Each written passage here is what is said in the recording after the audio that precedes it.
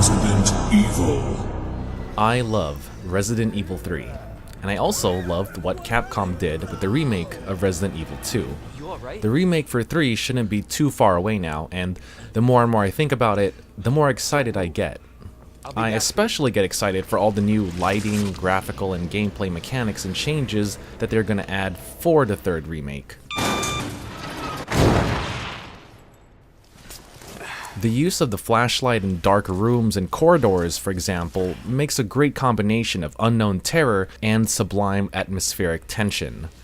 And I have a couple of ideas on what Capcom can do to push the boundaries of Resident Evil 3 Remake. You see one of those things, uniform or not, you do not hesitate. First off, dark rooms in which the player uses the flashlight to see around was a fantastic addition to the RE2 remake. I think these should make a return in the third game, but with a twist. One complaint that I've heard, and I agree with, is that we as players want to be able to see some of the finer details of these darker rooms. The addition of a light switch mechanic is something that may add a bit of spice into the mix.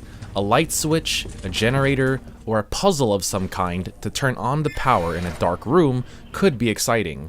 Imagine, you first stumble into a dark room, you take out your flashlight, there's a few zombies around the corner you gotta dispatch, but nothing new.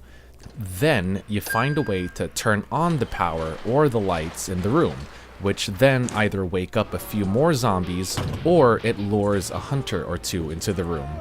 Afterward, you'll be able to at last see the room in all of its bloody glory and detail when you couldn't before. Maybe turning on the power allows you to open a door you couldn't previously open, or see or pick up an item you otherwise wouldn't be able to see with your flashlight.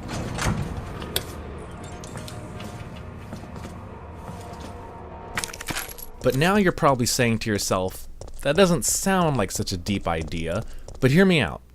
The original Resident Evil 3 had some RNG in terms of enemy placements or item placements.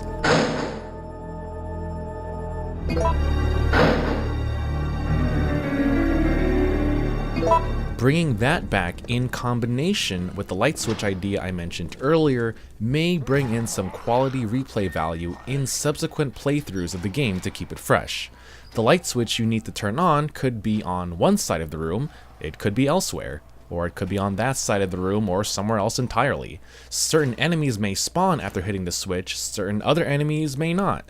Not only does this keep the horror dynamic, but it also forces the player to change up strategy, inventory management, and the routes that you could take.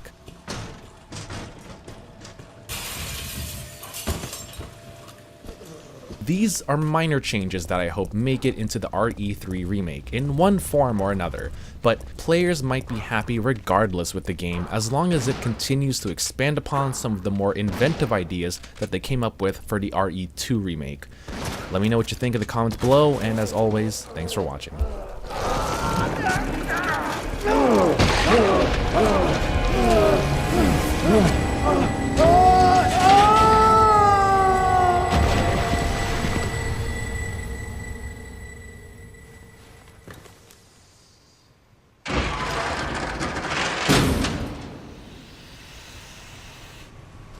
Somebody's watching me.